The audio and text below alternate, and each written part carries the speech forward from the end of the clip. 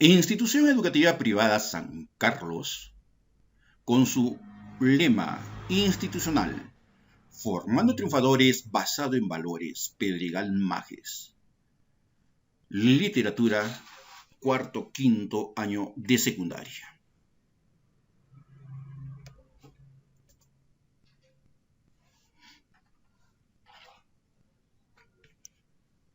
Tengan un buen día, estudiantes sancarlinos. Dios los bendiga e ilumine.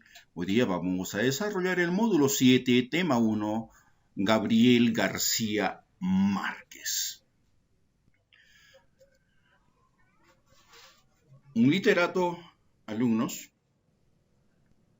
que nos va a visualizar en esta obra que vamos a tocar, ¿no? Como lo que es 100 años de soledad, una obra muy polémica, de mucho arraigo, la genealogía de la familia, ¿no? Que no se debe perder, ¿no? Este escritor y periodista colombiano, ¿no? El Rico Café en Colombia, ¿no? Que ha sido considerado, estudiantes, una de las figuras más representativas de la nueva narrativa hispanoamericana del siglo XX. Se le conocía con el nombre también de Gabo, ¿no? O Gabito, ¿no? Porque le decían a él Gabito, de esta corriente conocida como el realismo mágico. ¿No? Se llega a un boom con el realismo mágico, con esta obra 100 años de soledad.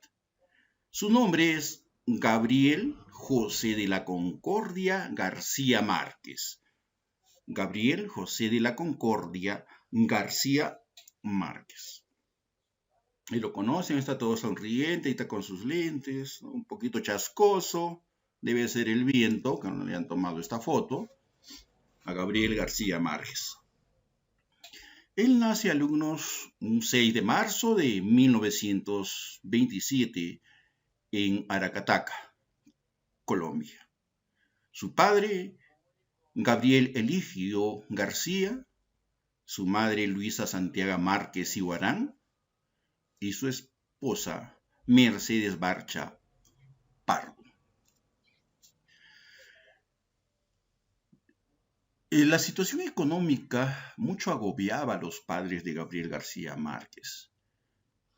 Y él pasa por el cuidado de sus abuelos maternos, ¿no? O sea, papá y mamá, ¿no? De Luisa Santiago Márquez Iguarán. Él con sus abuelos ahí pasa sus primeros 8 años de vida. Pero en esta casa de sus abuelos alumnos, él empieza a conocer, a descifrar el mundo, pero ¿a través de qué? De las historias que sus abuelos le contaban, su abuela, su abuelo. Y estas visiones que eran tan perturbadoras de su abuela, ¿no? Miren el nombre, ¿no? Tranquilina Iguarán, alumnos, y de los relatos épicos de su abuelo, ¿no? El coronel Nicolás Ricardo Márquez Mejía. En base a cuentos él ha ido conociendo el mundo.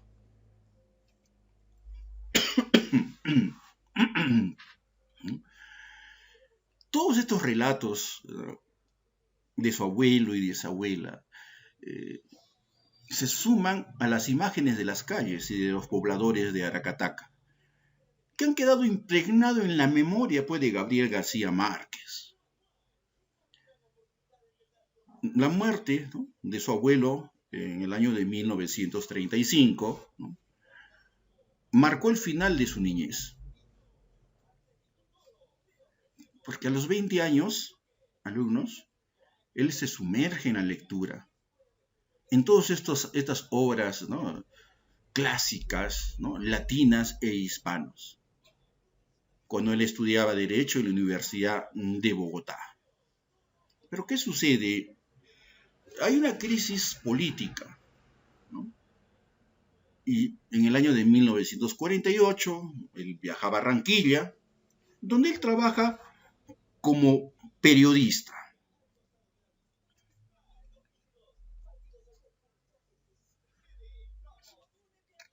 También fue redactor del Universal, que era un periódico de Cartagena, de Indias, ¿no?, en el año de 1946. También fue de El Heraldo Negro, en Barranquilla, entre los años de 1948 y 1952. Y del Espectador, ¿no?, en Bogotá, a partir de 1952. Entre los años de 1959 y 1961, él trabaja en una agencia cubana de noticias, cuyo nombre es La Prensa, pero en su país, en La Habana y en Nueva York. Gabriel García Márquez funda la Escuela de Cine de Santiago de los Baños, en Cuba. Es ahí donde él escribe una diversidad de guiones para el cine y la televisión, como Milagro en Roma. Cineasta también había sido Gabriel García Márquez, pero él tiene unas ideas políticas totalmente izquierdistas. Y se enfrenta con un dictador, Laureano Gómez, y con su sucesor, el general Gustavo Rojas Pinilla. Se enfrenta por sus ideas, ¿no?, políticas izquierdistas. En Nueva York, en el año de 1972, él obtiene el premio Rómulo Gallegos.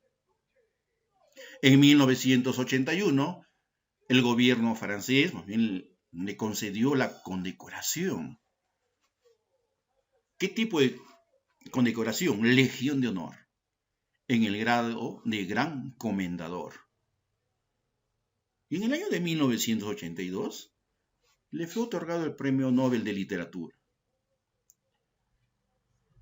Ahí parte de su vida viene en ese libro, en esta obra, Vivir para contarla, que es una crónica en momentos, ¿no?, desesperada y siempre rebelde.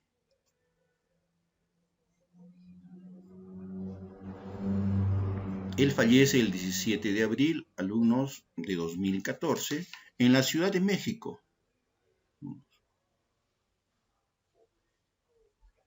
Él sufre una recaída por el cáncer linfático que le había sido diagnosticado en el año de 1999. Cuando él recibe alumnos este premio, ¿no?, Nobel de Literatura, como él estaba en otro país, ¿no?,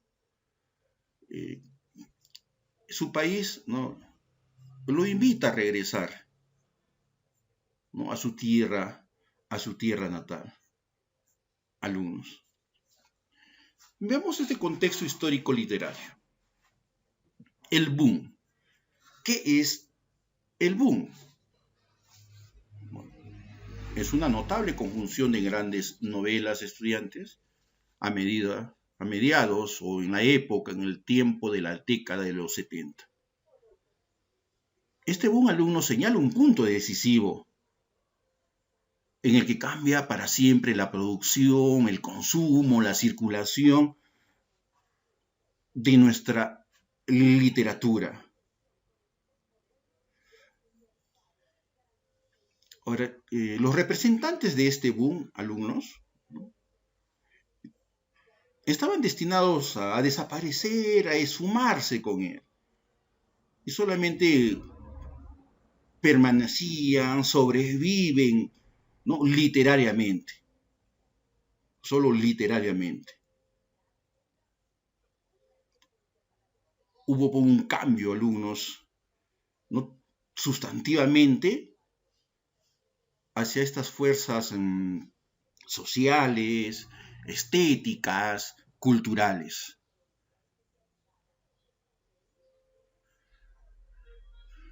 Funcionó como un imán. Ustedes saben que el imán atrae, ¿no?, que concentró la atención sobre un puñado de nuevos autores y sobre sus inmediatos maestros, creando así un diseño que ha redefinido la literatura, sobre todo la novela estudiantes. Los grandes escritores alumnos del boom han seguido produciendo importantes novelas que tienen una gran trascendencia. Pero hay figuras claves alumnos de escritores, ¿no? Del boom. Tenemos a Gabriel García Márquez, Carlos Fuentes, Julio Cortázar y Mario Vargas Llosa. 4 literatos esenciales, base, clave de este boom. ¿No? A Mario Vargas Llosa, Julio Cortázar, Carlos Fuentes y Gabriel García Márquez. El realismo mágico. Sí, al inicio hemos mencionado esta palabra que es el realismo mágico, ¿no? Recuérdense de Gabo o Gabito, ¿no? Ese nombre. Nos presenta ideologías a alumnos de manera profundamente simbólica. ¿Qué pasa con estos autores? ¿No? Tienen esa capacidad de mezclar, estudiantes, lo real con lo fantástico. Y estos provienen en su mayoría alumnos de países latinoamericanos, autores latinoamericanos como Juan Rulfo, Jorge Luis Borges, ¿no? Y Gabriel García Márquez. Que estos se han fusionado, se han unido con el realismo mágico. Pero cada uno de ellos alumnos tiene un estilo, una personalidad, un origen de escritura muy diferente. Ojo, lo maravilloso de estos literatos es que ellos mezclan, alumnos, eso no se olviden, por favor, mezclan. ¿Qué? Lo real y lo fantástico.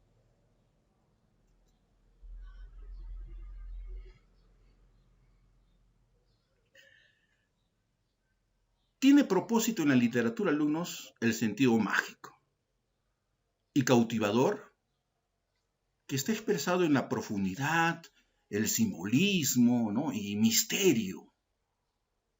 Su estilo, alumnos, es amplio, lleno de simbolismo, ¿no? Y de pensamientos de los autores. En ese tiempo que se vivía sobre el clima político. Las voces, ¿no? Que no se escuchaban, que las margillaban, ¿no? Y sus propias filosofías, ¿no? Su pensar. ¿Qué sucede acá, alumnos? Estos literatos se solidarizan. ¿Con quién? Con el pueblo. O sea, sea una especie de solidaridad entre el escritor y su pueblo. Los escritores estudiantes fundamentan su realismo mágico, no tanto en consideraciones teóricas, sino más que todo en una serie de fenómenos reales.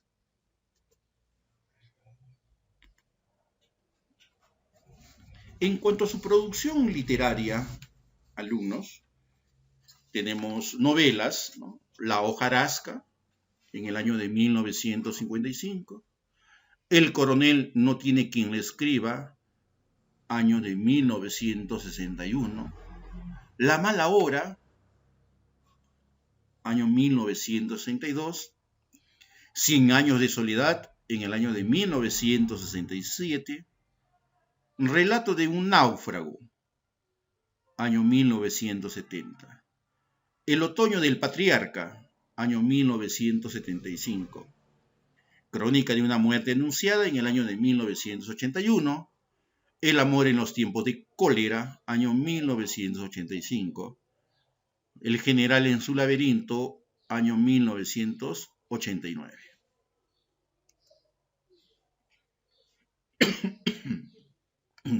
Del amor y otros demonios, año 1994. Noticia de un secuestro, año 1996. En cuentos, alumnos. Como hemos visto son novelas, ahora cuentos. Ojos de perro azul, año 1950. Los funerales de la mamá grande, año 1962. La increíble y triste historia de la Cándida Heréndida y su abuela desalmada, año 1972. 12 cuentos peregrinos, año 1992.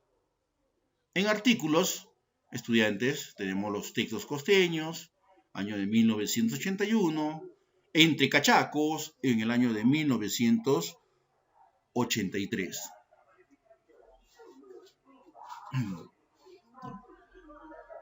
La aventura de Miguel Litín, que es un clandestino en Chile, año 1986. La noticia de un secuestro, año 1997.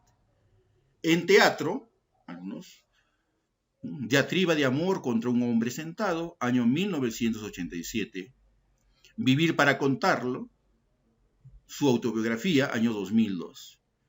En cuanto a lo que es la obra 100 años de soledad, alumnos, en este pequeño análisis, ¿no?, que se va a dar a conocer, alumnos, lo curioso es que en estos, los protagonistas, los personajes, alumnos, los nombres se repiten. Es por eso que es algo un poquito complejo recordar, ¿no?, a cada uno de ellos. Este árbol genealógico que va, ¿no?, creciendo por el poder, ¿no?, el don de mando, ¿no?, de ese pueblo. Entonces, 100 años de soledad, alumnos, el género es narrativo, la especie es novela, forma como está escrito en prosa, a la corriente que pertenece es realismo mágico, estructura tiene 4 secuencias.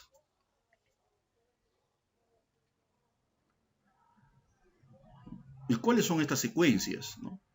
En primer lugar, el mundo y el tiempo mítico de los fundadores, ¿no? A quienes iniciaron ahí en ese pueblo, ¿no? Es igual que decir aquí en el Pedregal, ¿no?, los primeros colonos, ¿no?, los colonizadores, los primeros que llegaron. Otra secuencia, el mundo y el tiempo histórico que introduce el coronel Aureliano Buendía y sus guerras. Tercera secuencia, el tiempo cíclico en la madurez y muerte de los primeros personajes. Ojo, cíclico, o sea, da vueltas. Cuarta secuencia, el deterioro de Macondo, ¿no?, Axis Mundi, que equivale también al agotamiento del linaje eje de Macondo. Temas, alumnos, el incesto, ¿no?, porque a veces había la procreación entre primos, primas, hermanos, hermanas, por eso se toca lo que es el incesto. Y el otro tema es la soledad, alumnos.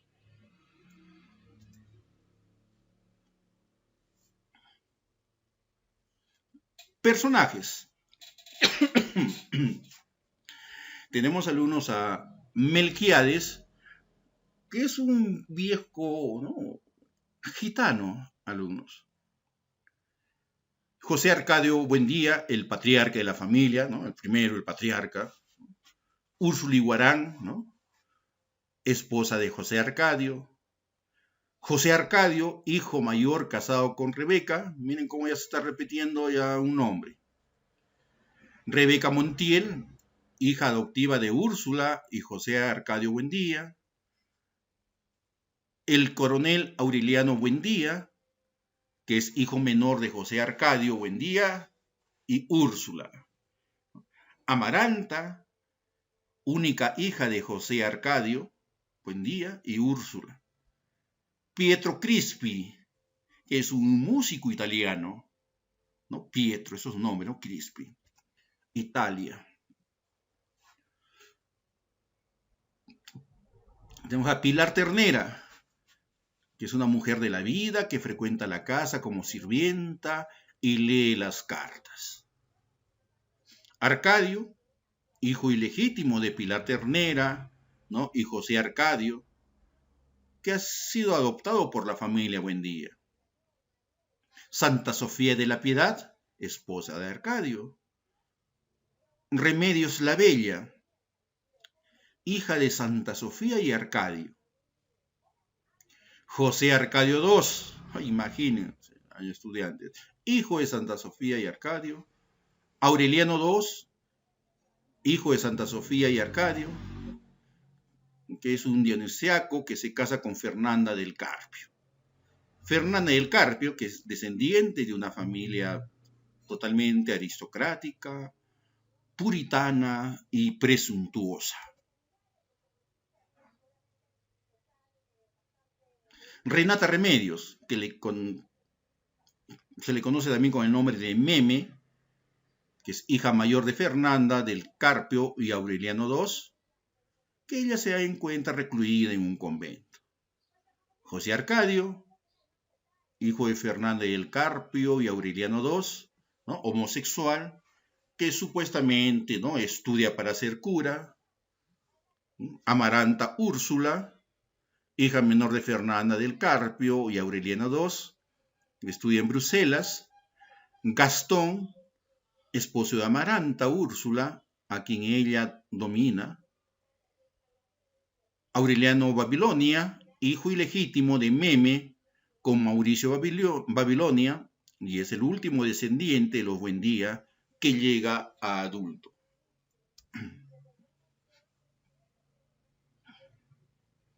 Aureliano, el último Aureliano Estudiantes, que es hijo de Aureliano Babilonia y Amaranta Úrsula, el que nace con cola de cerdo, el cual es devorado por hormigas, acabando así la historia de la estirpe y de Macondo, ¿no? Este pueblo Macondo donde se habían apoderado los Buendía.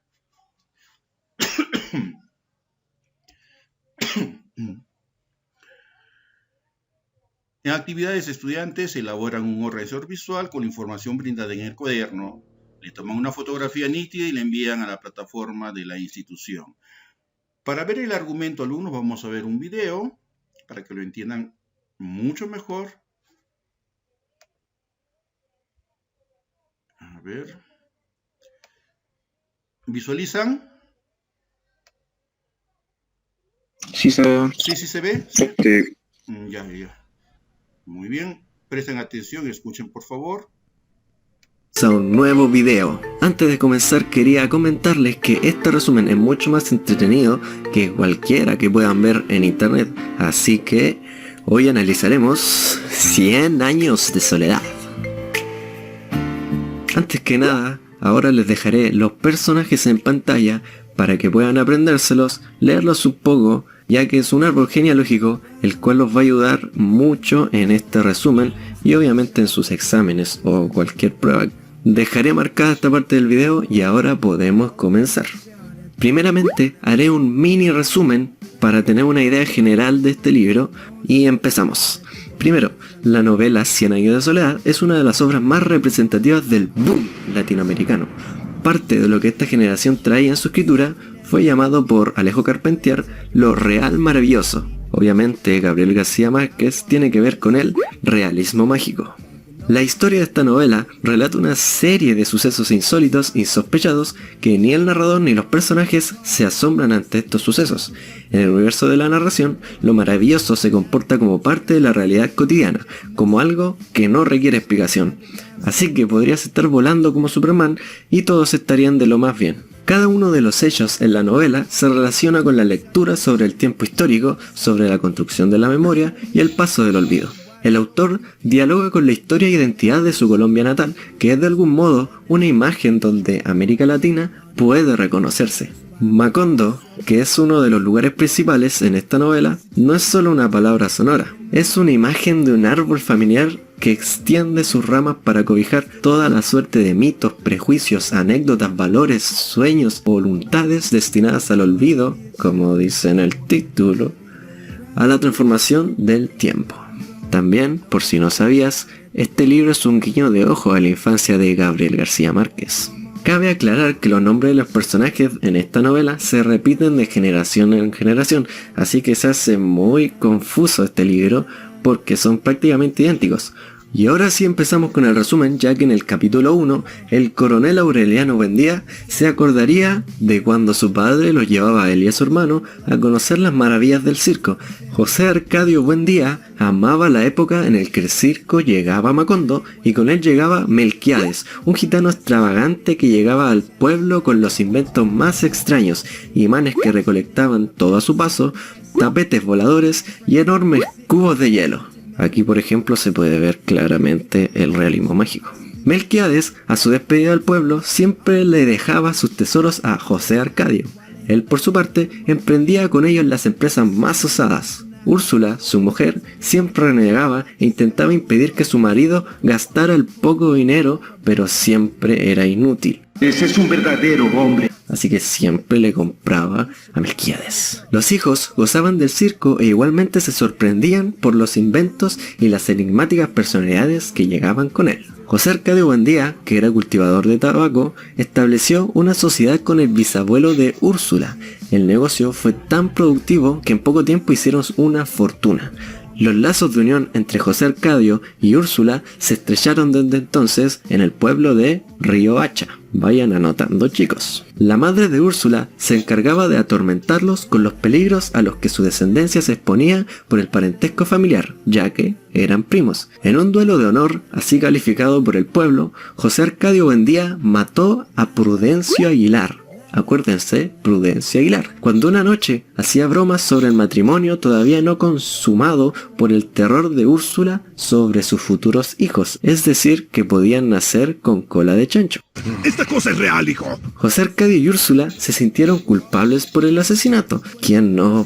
Dime, ¿quién no? A ver. Culpa que sentirían hasta la tumba. Después de largas noches de insomnio, a causa del espíritu de Prudencio, los Buendía deciden abandonar el pueblo y fundar uno nuevo. Es decir, que se fueron y fundaron Macondo, que es el lugar donde se desarrolla la trama. Ya instalados en el pueblo que fundó José Arcadio con otros amigos, empezaron las visitas del circo. ¡Yay!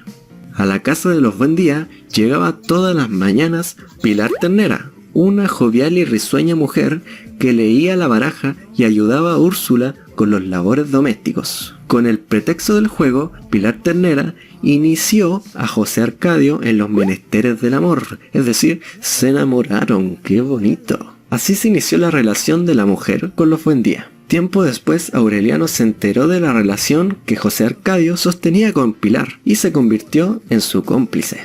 Batman, mira el tamaño de esas bolas.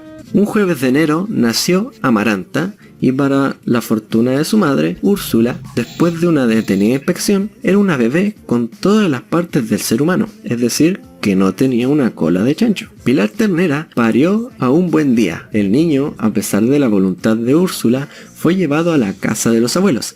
Le dieron el nombre de, adivinen, sí, José Arcadio. Lo mismo, pero más barato. Y la abuela puso como condición que nunca se le fuera revelado su origen. José Arcadio se volvió una autoridad en el pueblo y nadie se hacía sin ser antes consultado por él. Obviamente no el bebé nacido, sino que su padre. Úrsula se encargó de consolidar la economía familiar y así sería hasta sus últimos días con su maravillosa industria de galletitas y peces azucarados. ¡Qué rico! Por su parte, Aureliano había dejado de ser niño y era lo contrario a la imagen de su hermano. Aureliano era silencioso, meditabundo y se dedicaba al oficio de la platería. Un domingo llegó Rebeca con los huesos de sus padres en una caja y una carta para José Arcadio. La niña no hablaba, llegaron a creer que era sordamuda y hasta el día de su muerte la llamaron Rebeca Buendía, es decir, que ella fue adoptada. Descubrieron que Rebeca tenía el vicio de comer tierra y cal de las paredes. Acuérdense de ese dato, aunque no es muy relevante, pero igual. Después de los esfuerzos de Úrsula, dejó de hacerlo y comenzó a hablar. Con la llegada de nueva gente a Macondo, llegó la enfermedad del insomnio y más tarde la peste de la memoria. Los habitantes del pueblo pasaban noches sin dormir y se estaban olvidando de su historia y hasta de los nombres de las cosas. Y adivinen quién curó todo. Sí, el gitano Melquíades. Ojo que ya vamos por el capítulo 4 y dice así: la casa fue remodelada y creció tanto como la familia. Rebeca y Amaranta se habían convertido en adolescentes y Úrsula decidió hacer una gran fiesta para ellas. La abuela mandó a llamar a Pietro Crespi. Me cuesta decirlo, lo siento. Pietro Crespi. Ok. Un bailarín del cual se enamorarían las dos niñas. Amaranta cultivó un rencor por Rebeca que se llevaría hasta la tumba. Llegó al pueblo la familia Moscote, los padres y 7 bellas hijas. Aureliano conoció a Remedios Moscote y quedó enamorado perdidamente de su candidez. La niña tenía 9 años. El dolor y la amargura se instalaron en la casa de los Buendía cuando Pietro Crespi dejó el pueblo. Rebeca, por su parte, se quedó sufriendo silenciosamente. Aureliano es el único que la comprende, pues sufre del mismo mal de amor. Pilar Ternera se entera del amor que Aureliano le profesa a la menor de los Moscote y consigue que la niña acepte casarse con él. El matrimonio es aceptado bajo la condición de que Rebeca también cumpla el deseo de casarse. ¡Madres, qué pedo! Amaranta la amenaza con impedir su boda, si fuera necesario, hasta con su propia muerte. Melquiades, el viejo sabio, se murió y José Arcadio se negó a enterrarlo. ¡Qué mal amigo eres! Al viejo José Arcadio se le iba el tiempo inventando mecanismos y estudiando los libros de Melquiades. Fue perdiendo el interés por el mundo, excepto por el laboratorio que dejó el gitano Melquiades. Ojo que este suceso es bien importante. Una tarde, José Arcadio entra en un estado tan alterado de locura que Aureliano, ayudado por 10 hombres, tuvo que amarrarlo al castaño. Aureliano y Remedios se casaron un domingo. Rebeca estaba muy triste por la demora de Pietro. El señor Moscote llevó un padre a Macondo que más tarde se daría la tarea de edificar un templo que tardaría más de 15 años. Lo hizo bloque por bloque el tipo. Amaranta, queriendo impedir la boda, propuso que la boda entre Rebeca y Pietro se realizara cuando el templo hubiera sido terminado. ¡Qué mala onda! ¡Qué mala onda! ¡Esta perra está loca! Hubo un nuevo y definitivo aplazamiento: la muerte de Remedios. Una madrugada fue encontrado en un mar de sangre y con un par de gemelos atravesados en el vientre. Úrsula dispuso un duelo de puertas y ventanas y Rebeca volvió a comer tierra. Miren lo que sucedió, en serio, $482.118 en el primer mes. Estoy Una tarde apareció un hombre enorme, de grandes músculos y el cuerpo curtido de sal. Era José Arcadio, que muchos años atrás se había ido con los gitanos. Rebeca descubrió en Arcadio el amor y se olvidó de Pietro. Muy bien, Rebeca. Aureliano se integra a la guerra civil. En muy poco tiempo es nombrado coronel, es decir, que él es el coronel Aureliano. Aureliano se aleja de Macondo, se convierte en un hombre mítico. En el pueblo se tienen noticias suyas por medio de los 17 hijos que tuvo durante la revolución, es decir, que se dedicó a puro. Arcadio, el nieto de José Arcadio, sigue los pasos de su tío, pero se convierte en un dictador. Úrsula lo desprecia. José Arcadio, que sigue amarrado al castaño, había perdido todo contacto con la realidad. Rebeca y José Arcadio se van de la casa, pues según Úrsula, son los que deshonran a la familia. Amaranta y Pietro Crespi inician una profunda amistad que más tarde se convertiría en mucho amor. Prieto le pide a Amaranta que se casen y esta se niega rotundamente. El dolor se le vuelve insoportable y al poco tiempo Pietro Crespi se corta las venas. Bro. Adiós, vaquero.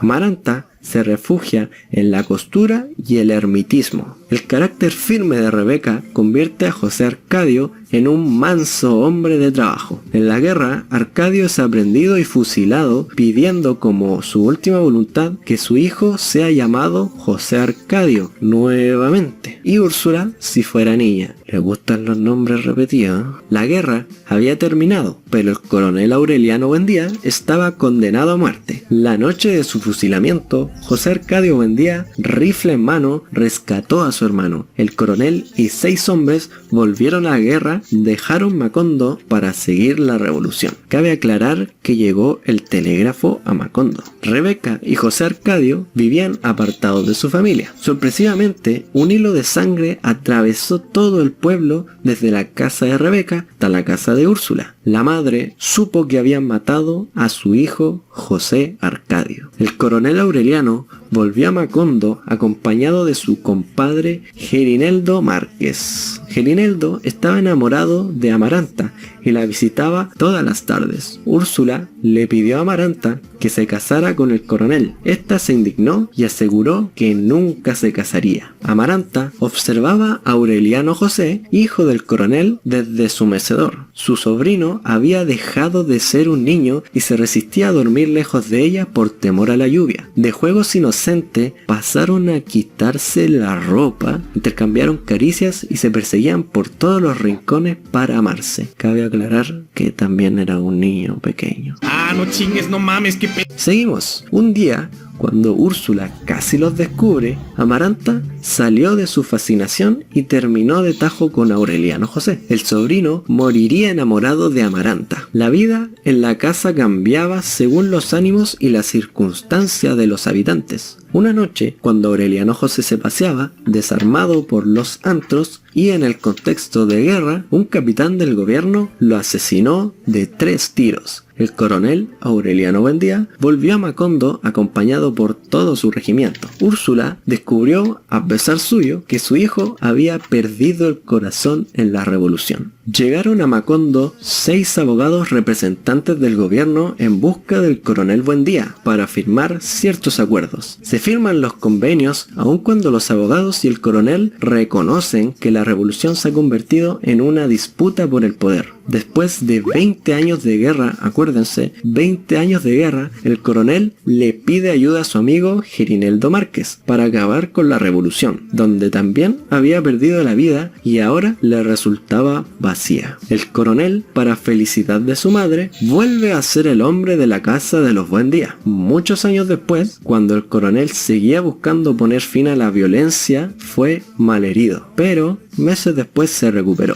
Ya que vamos por la mitad del resumen, dale a like si te está gustando, comenta qué te ha parecido, compártelo con todos tus amigos para que todos se lo aprendan y suscríbete porque quizás en el futuro también te pueda ayudar. Ahora sigamos con el video. Santa Sofía de la Piedad había sido la mujer de Arcadio. Tuvieron 2 varones, Aureliano II y José Arcadio II. Los niños fueron tan parecidos cuando eran niños que hasta su misma madre los confundía. Aureliano II se dio a la tarea de descifrar los pergaminos que Melquiades había abandonado con su muerte, pero más tarde el gitano apareció en el laboratorio y se dispuso a transmitirle todo su conocimiento. En cambio, José Arcadio II se dedicó al negocio de los gallos de pelea. Úrsula intentó evitarlo, pero no obtuvo ningún resultado. Aureliano II conoció a la mujer que lo sacaría de su encierro y con la que compartiría toda su vida, Petra Cotes. Apréndanlo, Petra Cotes. A pesar de ser su mujer y después su concubina, la amaba más que a su propia esposa, o sea que le era infiel. Ojo. Con Petra conoció la fortuna y la felicidad y juntos se convirtieron en unos despilfarradores y holgazanes. ¡Qué bien! En una feria donde Remedios la Bella, así le decían por si acaso, Remedios la Bella, fue proclamada reina, Aureliano II conoció a Fernanda, que más tarde sería su mujer. El matrimonio estuvo a punto de terminarse a los 2 meses cuando Fernanda se enteró que Aureliano II mantenía la relación con Petra Cotes. ¡Ay, qué bruto, focalicero!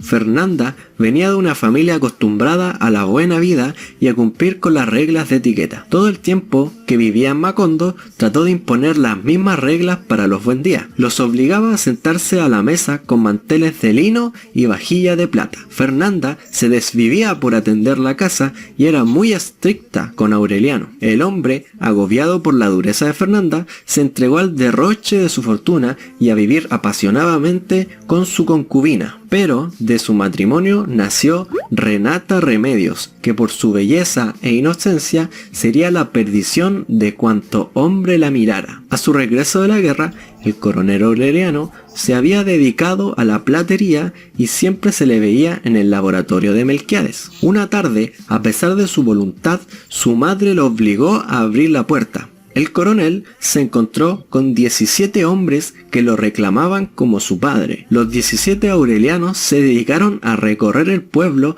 y a disfrutar de los placeres de sus mujeres. Uno de ellos, Aureliano Triste, llegó a la casa donde había vivido José Arcadio y después de tirar la puerta en medio de la neblina, se encontró con Rebeca que le apuntaba con el rifle. Rebeca había estado encerrada desde la muerte de José Arcadio y estaba convertida en una anciana. Aureliano Triste había heredado el gusto por las empresas casi imposibles, pero era afortunado en los negocios y una buena tarde decidió llevar el ferrocarril a Macondo. Así que ya saben, Aureliano Triste llevó el ferrocarril a Macondo.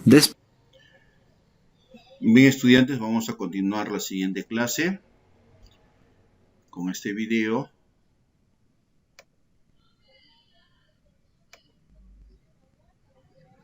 Un poco complicado, ¿no? Con los nombres, la descendencia y cómo se da en esta familia, en este pueblo de Macondo, ¿no? De los Buendía. El link. Se los voy a enviar al grupo también de repente para que lo vean. También continuamos la siguiente clase. Vamos a tomar lista, hijos, hijas. Fabricio Arce. Presente. Correcto. Adriano Bellido. Presente. Correcto. Martín Cárdenas. Presente. Correcto. Diego Fernández. Diego Fernández se durmió en el cine. Andrea Muñoz. Presente. Correcto, está con música, Andrea, está contenta. Josinina. Presente, profesor. Correcto. Leonardo Tapia. Presente, profesor. Correcto, Leonardo. Paul Cáceres. Presente, profesor. Correcto. Dayana Cárdenas. Presente, profesor. Correcto. Susana Churata. Presente. Correcto. Mauricio Congona. Presente. Correcto. Cristi Gómez. También se durmió Cristi. Alexander Herrera. Presente, profesor. Correcto. Piero Pacho. Correcto, Piero. Denis Quintanilla.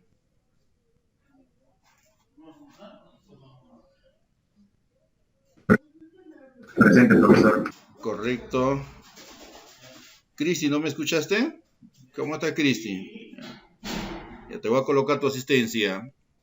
Diego, no te escuché, Diego. No has prendido tu micro. A ver, Diego. Profesor, ¿me escucha? Ahora sí, José, ahora sí. Ya te puse asistencia, salida. Julio Rodríguez. Presente, profesor. Correcto. Nicolás Tapia. Correcto. Ariadna Urquizo. Presente, profesor. Correcto. Pedro Valencia está ausente. Bien, estudiantes. Hasta la próxima clase. Cuídense. Hasta luego. Hasta la próxima, profesor. Hasta luego, hasta luego. Hasta la próxima, profesor. Hasta la próxima. Hasta luego, profesor.